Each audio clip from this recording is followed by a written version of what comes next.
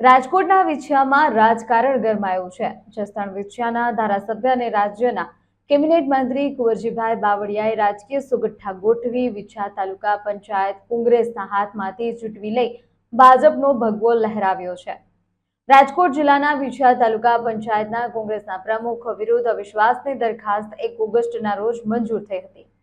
ચૂંટણી પંચ દ્વારા પ્રમુખ ઉપપ્રમુખની ચૂંટણી માટે 17 ઓગસ્ટના રોજ જાહેરનામું પ્રસિદ્ધ થયું હતું। ભાજપના પ્રમુખ તરીકે અમરાપુર તાલુકા પંચાયત બેઠકના ભાજપ સભ્ય નીતાબેન દેવરાજભાઈ ગઢાદરાની બિનહરીફ અને ઉપપ્રમુખ તરીકે વિછિયા તાલુકા પંચાયત બેઠકના ભાજપ સભ્ય ભૂપતભાઈ લખમણભાઈ રોજાસરાની બિનહરીફ જીત થઈ છે। કોંગ્રેસ તરફથી ગીતાબેનને ઉપપ્રમુખ માટે ફોર્મ ભર્યું, જેમાં ખુદ ગેરહાજર રહ્યા। વિછિયા તાલુકા પંચાયત ખાતે પ્રમુખ ઉપપ્રમુખની ચૂંટણી યોજાઈ, જેમાં કોંગ્રેસમાંથી બળવો કરી 8 સભ્યોએ ભાજપને ટેકો આપતા ભાજપે વિછિયા તાલુકા પંચાયત પર કબજો કર્યો હતો। આજરોજ તાલુકા પંચાયત વિછિયાના પ્રમુખ અને ઉપપ્રમુખની ચૂંટણી માટે સૌ સભ્યો હાજર રહેલ, તેમાં ગઢાદરા નીતાબેન દેવરાજભાઈ જેમની પ્રમુખ તરીકે ચૂંટણી થયેલ છે અને ઉપપ્રમુખ તરીકે શ્રી રોજાસરા ભૂપતભાઈ લખમણભાઈ તેમની ચૂંટણી થયેલ છે। બંને સભ્યોની પ્રમુખ અને ઉપપ્રમુખ બંનેની બિનહરીફ વરણી કરવામાં આવેલ છે। કોંગ્રેસમાંથી કોઈ ફોર્મ ભરાયા હતા પ્રમુખ અત્રે માત્ર બંને હોદ્દા માટે માત્ર એક જ દરખાસ્ત આવેલ હતી। કેટલા સભ્યો મતદાન મતદાનનો આંકડો કહી દો ને, બિનહરીફ જ છે। હાજર રહેલ તમામ સભ્યોએ તેમને સપોર્ટ કરેલ છે। શું કહેશો, વિછિયા તાલુકા પંચાયત આજે ભંગાણ થયું છે?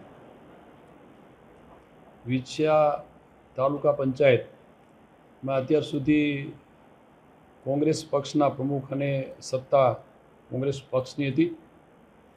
થોડાક સમય પહેલાં સૌ સભ્યોએ મળીને અવિશ્વાસનો પ્રસ્તાવ પસાર કરતા ફરી આજે પ્રમુખ અને ઉપપ્રમુખની આજે ચૂંટણી હતી।